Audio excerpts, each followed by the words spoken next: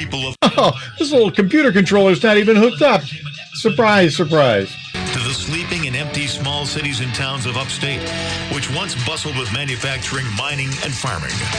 We all know from inspiration, history, and nature, we deserve a return to the success and growth of generations past, a birthright being squandered by corruption in Albany, and the depredations of an insecure, scheming mountebank posing as governor, who loathes both us and himself. As liberty beckoned to enslaved peoples behind the Iron Curtain via American broadcasts after World War II, we now say, believe, rise, and join us. Welcome to Radio Free New York. Hey guys, welcome to Radio Free New York. I'm your host, Andrew Hollister. I'm in the WYSL studio, and normally I'd say I'm here with Bob Savage, but Bob's actually about 2 studios down from me. And I'm here. Yep, I'm here. Yep. So here we are. It is Friday, and it is supposed to be just a blistering day out today. So, if you're outside, make sure you're hydrating. Water, it's good for you. So keep as much in you as you can. And I actually, just before we got on the air here, got a real quick phone call I'll share with you guys.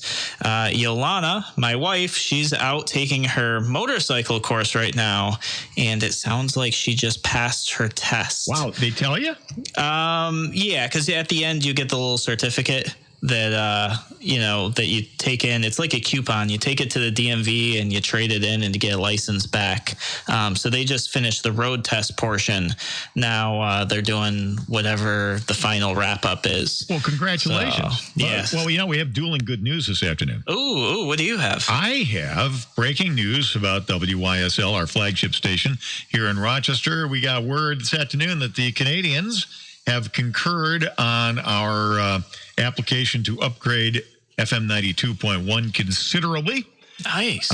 Which basically that doesn't go to Canada unless the FCC's already pretty much passed muster on it. So we're looking for a major improvement in our 92.1 facility, which will benefit especially our friends on the north side of the city, Rondequoit, Webster, Greece, and a much stronger signal in the rest of the metro. So stay tuned for details on that. Oh, that's exciting. That's so cool. So last show, we talked a little bit at the end of the show. We talked about elected officials, specifically incumbents, abusing their power to keep themselves reelected, maybe for personal gain, to sway the public's opinion in a way that somebody who's not elected could. And I just so happened to, this wasn't planned, I couldn't have known that this was coming, I actually got 2 of those letters in the mail when over this week between the shows. So I'm going to pull these up for you guys and show them to you, because I think that it's worth showing to you so you can see exactly what I'm talking about. It couldn't have come at a more perfect time. So I'm going to grab that just real quick. Give me 1 second here. All right. So the very first one, and for those of you who are on air, you can check this out on YouTube later if you want. Those of you who are on Facebook or Twitter or YouTube, you can see here that this is something sent to me by Assemblywoman Jamie Romeo, and she went ahead and sent this, which looks to me like a campaigning flyer. So it is addressed to my household, not to me specifically, just my family, the Hollister family. In the top left-hand, the return address just says New York State Assembly, Albany, New York, 12248. Franking, we call this. Yeah, so this is pretty interesting to me. Now, it does say that the postage was paid by permit number 75. Tried to find that online to see if that was a Democratic committee's postage permit number, or if it was the state assemblies, and why this is a campaign piece. And I don't know. I'm guessing she must be up for re-election either this year or coming into next year. Now's a good time for them to start prepping for next year's election. In fact, I've been telling people, if you're running for a 2020 election, you haven't started now, chances are you're already behind. So this is actually the right time. And it's funny that I got this one from this elected official. I've got another one I'm going to show you here in a minute, but I'll just tell you the content here. The very first thing she says is restoring funding to Breast Cancer Coalition of Rochester, and then goes on to say the Assemblyman Jamie Romeo successfully fought to restore $150,000 in state funding for the Breast Cancer Coalition of Rochester. And then it kind of goes through, and my question is this information that elected officials need to be sharing with constituents? Because this isn't something that is like, hey, this is a new law we've passed, therefore you need to be aware this is going on. No, this is saying, hey, I did something warm, fuzzy, and feel good and spent taxpayer dollars along the way. Yeah, that's your money. So I'm just letting you know that we spent your money in this wonderful way. Nope. Yeah, I think if you want to know who paid for that flyer, go look in the mirror. Yeah, absolutely. And then the next thing is bringing tenant protections for upstate residents. And then she goes on to say stuff about, we had a public hearing in Rochester and we brought people from downstate so they could hear what your problems are because you're paying too much for rent. What? This feels like a campaign piece to me. I mean, in no bit of this feels or sounds like something an elected official should be spending taxpayer money on to notify constituents about. Why is government getting involved in the price of rent? Yeah, I have a big issue with that because, and we're going to talk about healthcare later today. Those of you who are listening online have probably noticed the title of this show is Healthcare versus Health Insurance. And we're actually going to talk about what happens when government starts getting involved in the free market and some of these issues. So why is it that this assembly person is potentially spending taxpayer dollars to campaign to people, and the content is we want more government control and we want to spend more of your money? So that's the first one. The second one comes from the mayor of Rochester. Lovely, Warren. Yep. So here I've got here, just for those of you who are on the show online, you can see here, return address is City of Rochester, Office of Mayor Lovely Warren, and this postage stamp is permit number 4380. Didn't get a chance to see who paid for that, but once again, the return address being Office of the Mayor leads me to believe that either A, it was paid for by my city tax dollars, or B, that this office is being used in a disingenuous way to say that this letter is coming from the authority of the Office of the Mayor. Either one I have an issue with. So here you go. It is actually a letter from Mayor Lovely Warren herself, signed at the bottom, basically explaining that there is going to be a referendum on the back of our ballot to allow the state of New York to take over education in the city of Rochester because the school board has failed time and time again to handle the education issues in the city. I have an issue with this for a few reasons. One, we're taking away representation from the people in the city. But two, why is an elected official, and I don't care if you're the mayor, I don't care if you're an assembly person, I don't care, what position it is that you hold, you're spending taxpayer money to further your personal political agenda. The same people who elected you, you're now trying to tell them how they need to vote in the upcoming election. So big issue there. One thing I forgot to mention in this rent control thing from Assemblywoman Romeo's office is both of these letters actually talk about how bad things have been in Rochester. And the funny thing is, it's all single party rule in the city of Rochester. So they're talking about how bad the economy is, how expensive the rent is, how the jobs are having issues, how the education is terrible. It's been all Democratic city council, Democratic mayor, Democratic assembly representatives, just Democratic county legislative representatives that represent that area.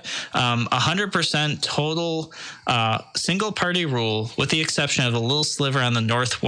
A Republican holds that seat for county ledge. But they're sending out these letters like things are so terrible. So it's, and of course the answer is they need to spend more and more money. So I wanted to just share that with you guys because we talked about last show. We talked about elected officials using taxpayer dollars to further their agendas, to emphasize their name in upcoming elections. And here you go. Just a day after that radio show, I got 2 of them in the mail. I wanted to share them with you guys. So when we come back here from our break, we're going to talk about the difference between healthcare and health insurance and why it is just so important. We'll talk about that and more on Radio Free New York.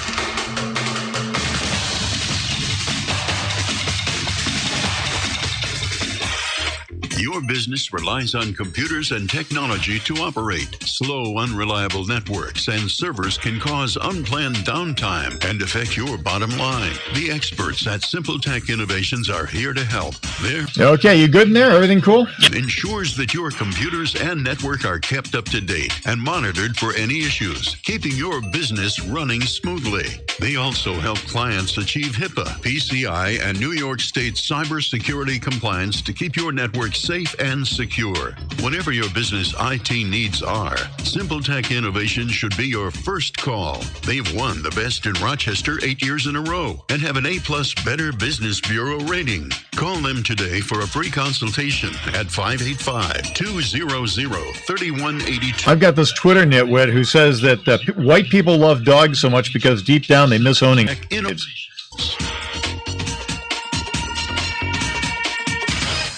A reminder from Abate Monroe County. American bikers aim toward education. Distracted driving is dangerous. So Okay, come on. try to read your mail and newspaper and stay off your Is this talk back working?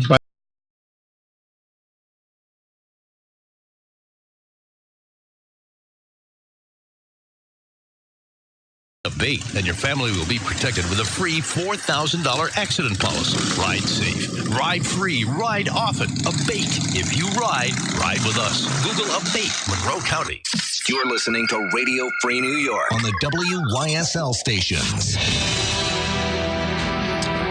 All right, welcome back to Radio Free New York. I'm your host, Andrew Hollister, and we're going to talk about healthcare today. I saw people posting about healthcare last week. I hear very often people talk about healthcare as a right.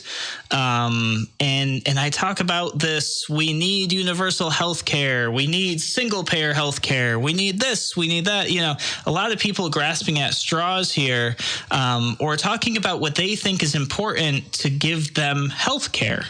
And what I find almost 100% of the time is that they actually think that healthcare is what we're receiving, especially when it comes to government regulations. They go, yeah, we need the government to fix healthcare. Well, what's actually happening, and this actually goes back to Obama and his presidency. There was a lot of talk about this idea of universal health care. And the thing is, Obamacare, the Affordable Care Act, all of that didn't actually have anything to do with care. It didn't have anything to do with health care, yet that's what we keep calling it. It's actually regulations on health insurance. And it is a huge distinction here, but people talk about them as if they're one and the same. And then when they go to try to take action, to bring about activism, and things get passed into law, they don't understand why the system is still so broken. And the reason it's broken is because we're creating regulations that cause more and more issues, and the focus has been on and continues to be on health insurance, not actually your care. Now, in general, I would say that most people, their care isn't actually the problem. Most people, if they go and they see their doctor and they have a good doctor, the caring part from the doctor isn't going to be the problem. It's the, well, could you even see the doctor? Is your doctor within your insurance network? How much does that visit cost? Is that aspirin really $90? You know, those sort of things. Walking in and not being able to have any clue what a visit's going to cost you. These are the issues that people have with health care. It's actually regulatory issues and issues with health insurance. So that's the first thing I wanted to do. Let's talk about what insurance is, because we're replacing health care with health insurance. So let's just have that conversation. You get insurance based on risk.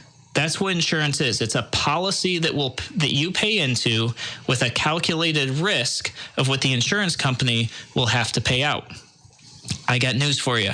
Insurance companies make a ton of money because they're calculating out risk to ensure that if they have to pay out, they're going to figure out what percentage of people they have to pay out for and make sure that all the premiums that they collect, all the contracts that they negotiate, that they still make a profit. Otherwise, they would just go out of business. It's just common sense. So when you talk about health insurance, how it used to work before Obamacare, before the Affordable Care Act, is the insurance company would look at things like your age, your health history, any family history things, the same type of things. If you've ever shopped for life insurance and go through medical underwriting, they look at similar things. How old are you? How dangerous of a lifestyle do you live? Do you have a history of something, whether that's heart issues? Is there high blood pressure, diabetes, cancer in your family line, like that sort of thing? Then they would estimate, well, what's the percentage chance that they're going to pay out and how much does that cost? So for young people, the insurance cost would be significantly less than somebody who is either older or even the same age, but with, a complicated medical history. Once again, life insurance, very similar. You go, you get blood work, they check your body weight, they look at things, they ask you questions about your lifestyle, all of that, and they try to figure out, are you going to die while you have that policy? Are they going to pay out that money? Health insurance, same thing. Car insurance. Look at car insurance. When you buy car insurance, what do? They look at your driving record. They see, do you get a lot of speeding tickets? Do you get a lot of tickets while talking on the phone? Do you have a DWI or a DUI? They're assessing the risk. Then they look at your age. Are you at an age where you might drive recklessly? They actually look at something else too, which is been proposed to be illegal but hasn't passed yet. They look at your credit score. They look at, do you live a lifestyle where you pay your bills or not? And then they assess the risk that you pose to them to pay out, and they determine what your premium is. They determine based on the car too. How expensive would it be to repair that car if it was in an accident? So that's insurance, and that's how insurance worked before Obamacare. So you guys, I'm sure all remember this whole you can keep your doctor, that won't be an issue. Well, clearly that didn't happen. Yeah, repeated by Joe Biden this week, by the way. Yeah. And I'm trying to think if there was somebody else who said it on the Democratic debate. It might have been Joe Biden. I can't remember. Somebody said, people don't like their corporate insurance policies. They like their doctors. They want to keep their doctors. And it's like, half of us didn't get to, Actually, he actually said that. On Monday of this week, Joe Biden rolled out a health plan. And in describing it, he said, if you like your health plan, you can keep it. Yeah. I think he actually put in the words employer provided. If you like your employer provided health plan, you can keep it. I mean, how clueless can you be? Yeah. Well, and I would go to fool me once, shame on you. Fool me twice, shame on me. I'm not buying it. So how did this change, right? With the Affordable Health Care Act, Obamacare, those are one and the same, by the way. If in case you don't know, Obamacare is what people call the the Affordable Care Act. They're one and the same. So what changed? Basically, what changed is two major things. We're talking high level here. It's 20,000 pages of legislation. A lot changed. But let me give you two takeaways that are important to understand the distinction in how health care is what people call it, but actually how health insurance changed. The first is they eliminated the insurance company's ability to determine risk. They basically said, hey, insurance company, you can no longer look at somebody's past medical history and deny them insurance. You can no longer look at their age or their risk factors. All the things insurance is based around, they said, that's illegal now. You can't do that. And that is the main reason why premiums went up so much, because what they had to do to stay in business, and I say this very loosely because I don't think you could find a single industry that is profiting more than the health insurance companies right now. So when I say to stay in business, I mean to maintain what they were doing and also to negotiate things out and things like that. They literally said, well, if we can't assess people based on risk and we can't figure out, is this person going to cost us $1,000 a year or $20,000 a year or $500,000 a year, then what we have to do is assume that everybody is extremely risky, that everybody could have health problems, that everybody may have a bad past medical history or family medical history. That's why you saw premiums shoot through the roof. Because they can't assess whether you're, in terms of driving, a good driver or a driver with a DUI. Imagine if car insurance was like this and New York State or the federal government said, you can't check drivers' histories anymore, you can't do background checks, and you can't know the age of the drivers you insure anymore.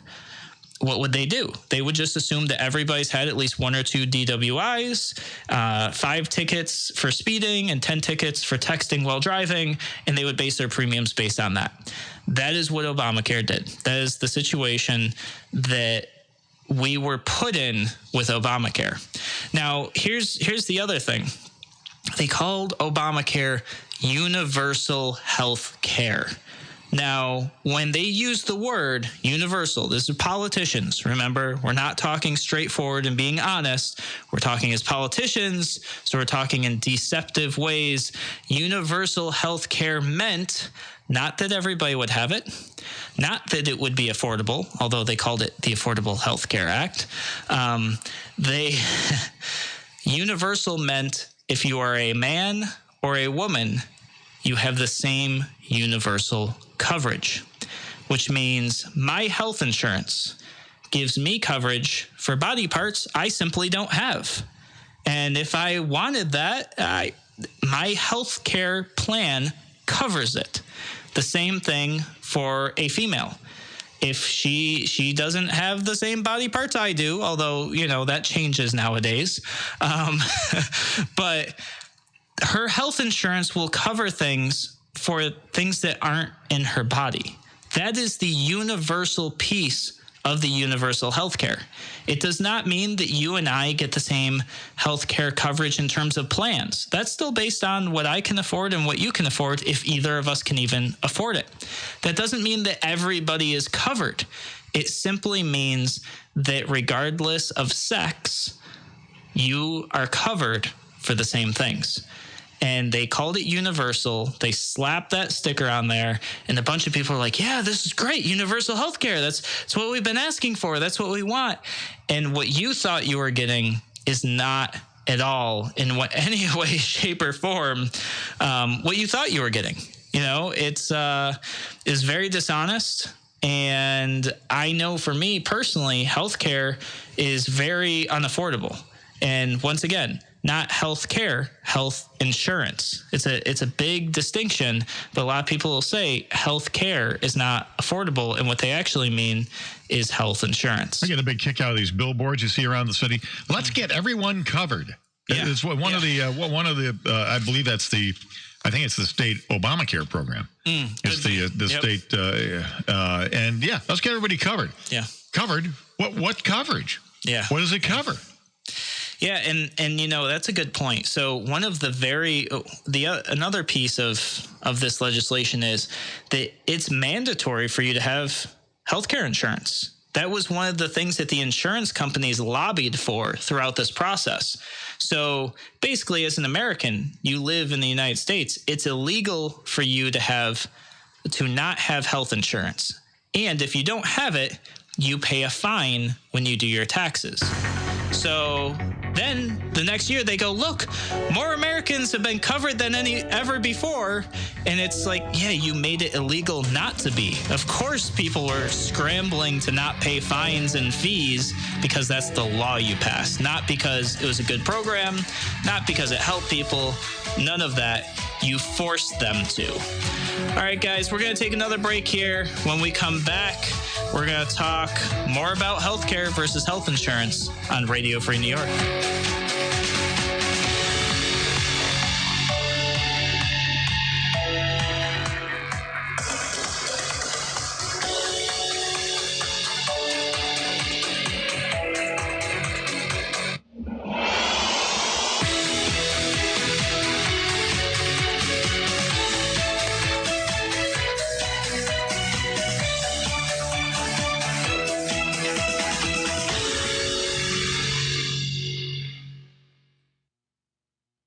Businesses choose to move their website from Wix and Squarespace to SimpleTech Innovations? Maybe it's their excellent customer service or attention to detail. Maybe it's their ability to give a truly customized solution.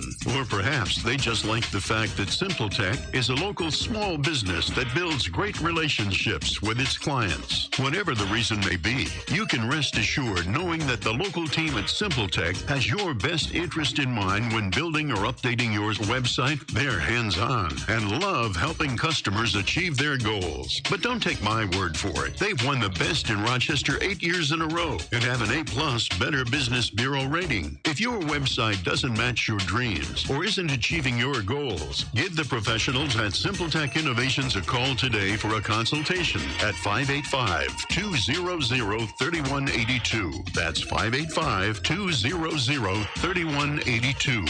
SimpleTech Innovations. Aircraft Environmental Systems proudly supports Radio Free New York. Rochester-based leaders in climate simulation chambers for America's R&D laboratories. We're experts in troubleshooting, calibrations, custom designs, and consulting for more than 40 years. Industry pioneers, we created the first ever fleet of temperature, humidity, and altitude test chambers available to rent coast to coast. Trained and trusted by environmental chamber manufacturers, we are ACES. Find us at acesinc.com. Your business relies on computers and technology to operate. Slow, unreliable networks and servers can cause unplanned downtime and affect your bottom line. The experts at SimpleTech Innovations are here to help. Their preventative maintenance program ensures that your computers and network are kept up to date and monitored for any issues, keeping your business running smoothly. They also help clients achieve HIPAA, PCI, and New York State cybersecurity compliance to keep your network safe and secure. Whatever your business IT needs are, SimpleTech Innovations should be your first call. They've won the best in Rochester 8 years in a row and have an A+ Better Business Bureau rating. Call them today for a free consultation at 585-200-3182. That's 585-200-3182. SimpleTech Innovations.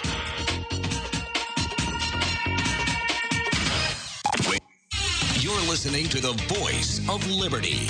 WYSL. AM 1040 Avon Rochester, FM 92.1 Rochester, and FM 95.5 Spencerport. All right, right, welcome back to Radio Free New York. We're talking about the difference between health care and health insurance, why it's so important, what are the differences, how does it lead to just Americans feeling like this system's wrong and broken. So one of the things that you hear all the time, I actually work a lot in the medical field. I work directly with doctors, medical billers, medical coders. And one of the things that you hear very often is that the cost of insurance continues to go up, but the doctors are getting paid less. And I want to talk a little bit about why that is, give you guys a little bit of an insight into the medical community, the behind the scenes. This is something that I'm not a medical biller, but I work with billers on a daily basis. I work a lot with the doctors. It just happens to line up with a lot of what I do outside of the radio show. So the insurance regulations, how the Affordable Care Act was set up, what the insurance companies are expecting and requiring, really creates a ton of extra work. And you know this because when you walk into your doctor's office, what is the primary thing that they are concerned with? It doesn't feel like your health. It feels like the most important thing is your health insurance card, a stack of 18 pages for you to fill out, and your copay, if you have one. Those three things. In fact, you'll sit in the waiting room for half an hour to an hour before seeing anybody to make sure that all that stuff is done and right before you get a chance to see maybe a technician, if you're lucky, a nurse, and then eventually the doctor. Well, on the back end, all these regulations and requirements require an office manager, a biller, or maybe even a whole billing department, and a secretary to go through all of your stuff and get it inputted. So there's 3 jobs created there. So, and by created, necessary to fulfill all these regulatory requirements. And you as the patient, you might spend 20 minutes getting all this stuff together just to see your doctor for 5 or 10 minutes. So the regulation and the way for the doctors to get paid has really increased the overhead significantly, while their reimbursements are usually less and less. What's worse is all those regulations make it so the doctors are focused so much on procedure to get paid. They're focused a little less on your health. Now, I'm not saying this is every doctor. There are some amazing doctors out there who they kind of stick it to the man, if you will. They're doing what they're doing, and it falls on their staff to get figured out. But there are other. Oh, go ahead. No, I was just going to say, I think this has gotten better in recent years. Mm-hmm. But when the ACA was first enacted, what was it, 2012? Is that what? I think so. Yeah. 2012. How many of you had the experience of going to the doctor where the doctor never looks at you? Mm-hmm. They're typing away, checking check boxes. They've got a tablet, they've got a laptop, and all they're doing is encoding and asking you questions. Tabbity, tabbity, tap. And, the net time that you're actually talking to the doctor is 3 minutes. Yeah. So now what they've done to because they've realized that patients are getting upset about this. So now they just send a tech in advance or the nurse in advance, and they ask you all the questions on the laptop and they click through it. And then you get to see the doctor. So in that aspect, they're adapting. Yeah. Right? I think it's better than it used to be. Yeah. Generally speaking. Yeah. But what this really is a result of is that you aren't the customer. And I think that is probably the most important thing to emphasize with your health care under health insurance. You're not the customer. The whole office, their whole focus is making sure that they get paid by the insurance company. To do that, they have to follow very specific regulations, guidelines, make sure they build the right code. Did the doctor ask you 3 questions? Did he ask you 5 questions? If the doctor asked you 5 questions, they can build a different code, get a little bit more reimbursement. Well, that doesn't lead to you feeling as if you're getting appropriate care. But you're not the customer. So, and not to say that the doctor just wouldn't care how you feel or the office wouldn't care how you feel, but you're not the one paying the bill. So you've essentially given up some of that authority as the customer. So, and some of that authority is choosing your treatment path. I mean, think about how many times do you hear people, or maybe even you yourself, you go to the doctor, you have an issue, and maybe a family member went through it. So somebody who's got, a similar body and genetic code to you, and you're like, listen, my mom went through this, my sister went through this. I think it's this, and I know that they didn't find it without an MRI or something like that, this type of testing. And the doctor says, well, I really have to put you on 3 months of this medication first, and we'll see if it gets better. And then after that, if that doesn't work, we'll move you to this other brand, 3 to 6 months of that. If it doesn't get better, then we can order some testing, some lab work, some this and that to determine what the problem could be. And you're sitting there like, no, I just want the testing now. I don't want to be on 6 months of drugs that I probably don't need. This is something, and it's because, and the doctor will tell you, listen, if we don't do these prerequisites first, the insurance company will not cover this diagnostic testing. Or they might send you to some diagnostic testing that's very limited because the other testing, it costs more money. And by going through insurance, you lose the authority as the patient to choose your diagnostic plan, your treatment plan. That's all dictated by the insurance company. And if you don't follow their process and their procedure, they won't pay for it. You're paying for it anyways. So that to me is one of the biggest risks to patients by the insurance company being the customer. The other thing is you don't actually know what your care costs, and you don't know what you might be responsible for later because you're not the customer, yet at the end of the day, you're still responsible for whatever the insurance company doesn't pay. So imagine you went to a clothes store. Say you got a new job, you've got a dress code, there's nothing in your wardrobe that fits that. You go to the store and you meet with the guy and say, hey, this is the dress code. And he goes, great, awesome. You go, he picks out some clothes for you, some polo shirts, some collared shirts, some khaki pants, a new pair of shoes, a belt, the whole everything, gets you dressed up and goes, you know what? That's perfect. Your new job, you're going to look great. You're going to follow dress code. Your boss is going to be impressed. You're good to go. And you go, okay, great.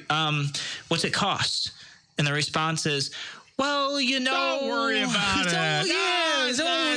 We'll be in touch with you. You'll get something in the mail. Yeah. You know what? Maybe it's covered. Maybe it's not. We won't really know. You've already signed all the paperwork that you're going to pay for it regardless of how much it costs.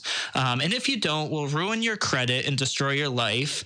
But don't worry about it. You'll find out anywhere from 3 weeks to now till 6 months later because it got stuck in the billing department somewhere. Could be anywhere from $30 to $4,500, but you're going to be great. Your new job's going to be awesome.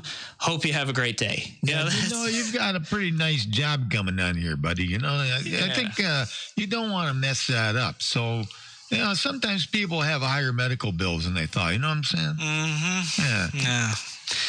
So that's the process. That's what people live through today.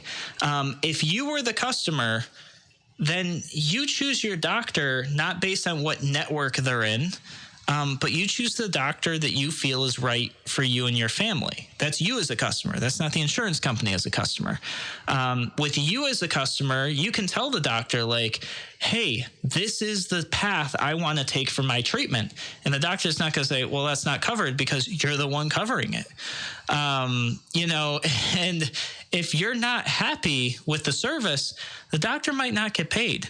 Guess what? With insurance, as the customer, and you're unhappy with the doctor, they get paid anyways. It doesn't matter. They're getting paid whether you're happy or not. And if you want to try to leave that doctor, good luck in finding somebody else in your carrier network who's accepting patients. It's very, very difficult.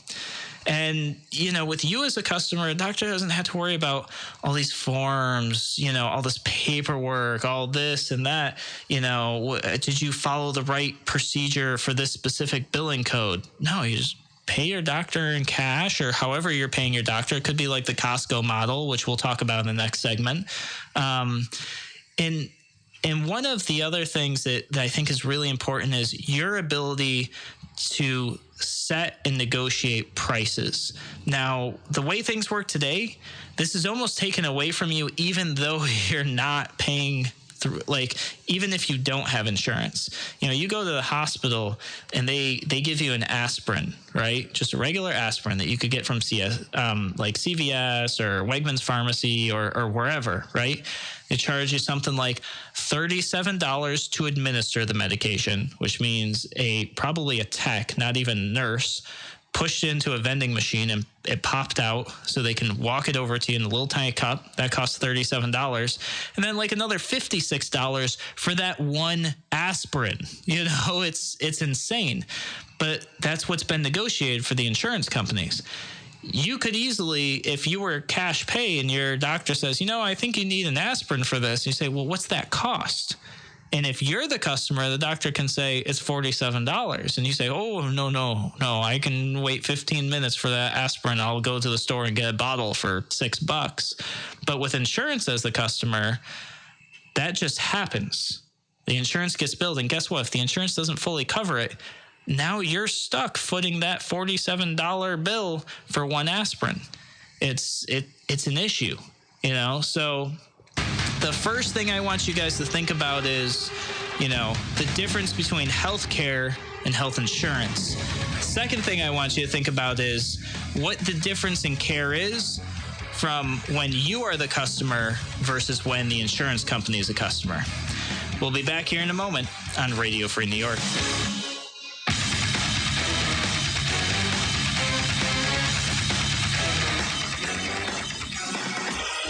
Your business relies on computers and technology to operate. Slow, unreliable networks and servers can cause unplanned downtime and affect your bottom line. The experts at SimpleTech Innovations are here to help. Their preventative maintenance program ensures that your computers and network are kept up to date and monitored for any issues, keeping your business running smoothly.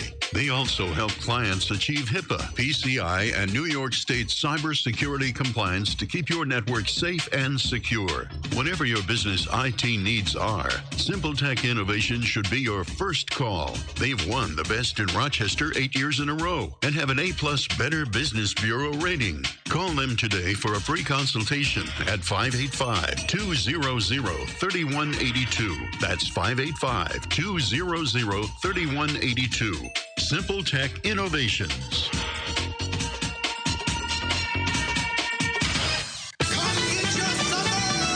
Ready to get wet? Come to the Soak Zone at Seabreeze. Catch the crazy curves of the new Twister water slide. Take a little plunge on the new pipeline. Plus, do all your favorites: the dumping bucket, the raceway slide, aqua blasters, and more. Come get soaked at the new Soak Zone. There's so much water fun so close to home. Come get your stroller at Seabreeze. Get your tickets online at Seabreeze.com. Why do businesses choose to move their website from Wix and Squarespace to SimpleTech Innovations? Maybe it's their excellent customer service or attention to detail. Maybe it's their ability to give a truly customized solution. Or perhaps they just like the fact that SimpleTech is a local small business that builds great relationships with its clients. Whatever the reason may be, you can rest assured knowing that the local team at SimpleTech has your best interest in mind when building or updating your website. They're hands-on and love helping customers achieve their goals. But don't take my word for it. They've won the Best in Rochester 8 years in a row and have an A+ Better Business Bureau rating. If your website doesn't match your dreams or isn't achieving your goals, give the professionals at SimpleTech Innovations a call today for a consultation at 585-200-3182. That's 585-200-3182. SimpleTech Innovations. You're listening to Radio Free New York on the WYSL station. All right, welcome back to Radio Free New York. I'm your host, Andrew Hollister. I want to apologize to my online listeners. I did not have the chat system up and running, so I haven't been seeing your comments. I'm downloading the update right now. Yeah. I'll supply some feedback in the meantime. I'll just fill in. There you Hey, Andrew, great show today. Yeah. Not only that, you're really handsome. What a guy. Yeah. So that's actually updating as we speak. I can see the Facebook comments if you're on Twitter or YouTube. Hopefully in the next 3 or 4 minutes, I'll be able to see if you guys have any questions. But I do want to welcome a few of you to the show. So welcome Dan, Michelle, Simon, Jeffrey, Richard, and Barbara. Guys, thank you so much for joining us here on the Facebook live stream, and Twitter and YouTube people. I'll see your name pop up in a moment here. So here's the big question. We're talking about health insurance versus health care. We've talked about the difference. We've talked about what it means to actually be both the patient and the customer versus when you are only the patient and the insurance company is the customer. Now I want to talk with you guys a little bit about how do we fix this issue? How can we fix this issue? And, I'm looking at my notes here. I've got like 2 pages worth, right? I was going to talk to you guys about the difference between like other models in the world. What does the Norwegian and Britain and Canadian healthcare systems look like? Because people always talk about that. Well, if our healthcare was like Canada or Britain or Norway, we're not going to get a chance to talk about that today. We're not going to get a chance to talk about Medicare for all today as well, although we've hit on it a couple times in a few other shows. But we're just going to talk about the basics. What can we do to get it so that we're not focused on health insurance and that we're actually focused on health care? Because that is really, really important. The very first step that I see, this is something that could be like, this could happen overnight and it would make a world of a difference, is transparent pricing. Right out of the gate, transparent pricing. And I'm just going to tell you, it's actually funny because Simon actually commented and said, can the doctor quote the amount then aspirin could cost? And that's a great question. I mean, today, they probably couldn't tell you or would really struggle to tell you, because what would happen is the doctor or the nurse or the tech, you'd say, well, wait, before I have you guys give me this aspirin, or it might not be an aspirin, could be a flu vaccine, could be a Band-Aid, could be checking your blood pressure. All these things are itemized and coded and billed separately. You get a lot of different services. Yeah, the truth of the matter is the doctor probably doesn't know. Yeah, the doctor doesn't, because I've asked my plan's doctor. Different, right? Yeah. So how does he know what your plan specifies? So what that turns into, and I've done this. I've been to my doctors. I've been to my doctor as a cash self-pay patient who had no health insurance, and I've been to my doctor as a patient who did have health insurance. And when I ask the question of, well, what would that cost? It inevitably ends up being the doctor saying, or the nurse or the tech, whoever's in the room, they say, you know what? I don't know. And it's kind of funny because sometimes they think that's just the answer, like in the, oh, okay, and then you move forward, which a lot of people will. But then it's like, could you find out for me? And what that turns into is usually, and this is what's so bad about the system today, is how convoluted the system is. Literally, the doctor or the nurse or the tech will either go down the hall or pick up one of the phones and call somebody in their billing department and say, hey, I've got this patient, patient ID, whatever, date of birth, this. They want to know how much giving them an aspirin would cost.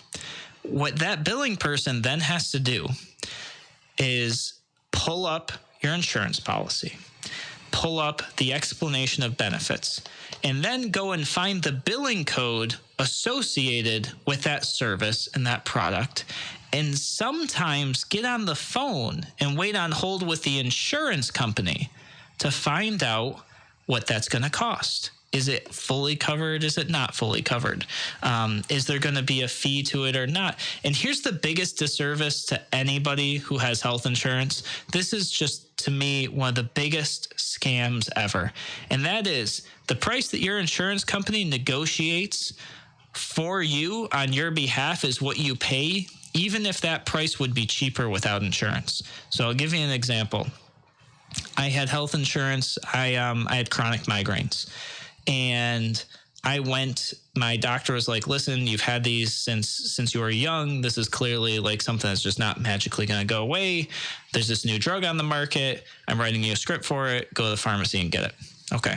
I go to the pharmacy for 5 pills, and it was $280, I think is what it was. Something insane, you know? Sure. And I was like, no. There must be a mistake here. I have insurance. And they were like, oh yeah, that's the insurance price. With the insurance. Yeah. And I was like, holy crap. I'm like, you know, naively at the time, this was a few years ago, thinking, wow, what's it cost if you don't have insurance?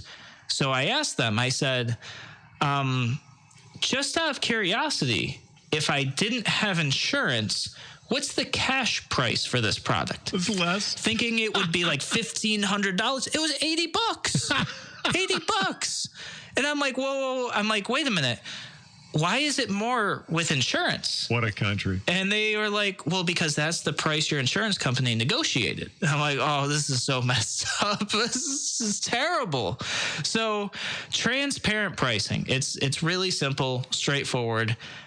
There is a clear price for every product and service that the doctor offers, that the pharmacy offers. And when you walk up, it's right there on the wall. You know, you walk into Wegmans and you order a sub. You got the hot subs on the wall, the cold subs on the wall, you know, what the meats are, this and that. You want double meat, it's an extra $2 or something like that. Why isn't it like that with healthcare? In fact, healthcare is literally the only industry, period, that you go into and you sign off that you're going to pay a bill that you have no idea what it costs, and nobody there can tell you what it costs. Could you imagine buying a car like that? You just show up at the car dealership. There's not a price on anything. And not only do you not get to pick out, you don't even get to pick the car you want. You get like, oh, you have this plan? Okay, you get to choose between these 4 cars here. These are the only ones. There's a bunch of options. You can add them on if you'd like, but only if they follow the process that we go. And you go and you choose it, and then you're like, what's it cost? And they're like, I don't know. I call somebody, I guess, if you want to know. Yes, I want to know. So, number one, transparent pricing would change healthcare in this country across the board. Yeah. It's such a big issue. Well, here's the issue that really undergirds all this, too. When you have government that is in charge of the financial structure of everything that regulates your health, the cost of medication, the type of care that you can get, what's affordable, what's available, what's not to you, dependent upon your health care coverage. This is tantamount, ladies and gentlemen, to government ownership of your body. Yeah. And actually, one of the countries I was going to talk about their healthcare system is Canada's healthcare system. And at the surface, I think the Canadian healthcare system probably sounds appealing to a lot of people. And don't get me wrong, there's actually some things about the Canadian healthcare system. They're actually pretty good compared to ours. I'm not gonna get into that. But one of the things I realized with their system, and they actually had a serious issue with this, is since the government is the only payer of healthcare in Canada. They basically have a single payer healthcare system. If you don't qualify under the government guidelines in Canada for healthcare, or for health insurance, technically, you by default cannot get health care because the doctors can't accept any other form of payment other than the government funded program. So you can't just go to the doctor and say, I need help. And the doctor says, well, you don't have, health insurance. Okay, I've got $100. I'll pay you. No, I legally can't accept that. I'm sorry. I can't help you. Like that's crazy. That's not a good thing. Now, it's not all cases, but we could get into that in another show. But yeah, once government starts regulating health insurance, which leads to your health care, they're essentially picking and choosing for you what you can and cannot do with your body. which is, in my opinion, a really serious issue. Here's another thing we really need to do if we want to fix healthcare. This is like a real broad stroke. We need to repeal Obamacare.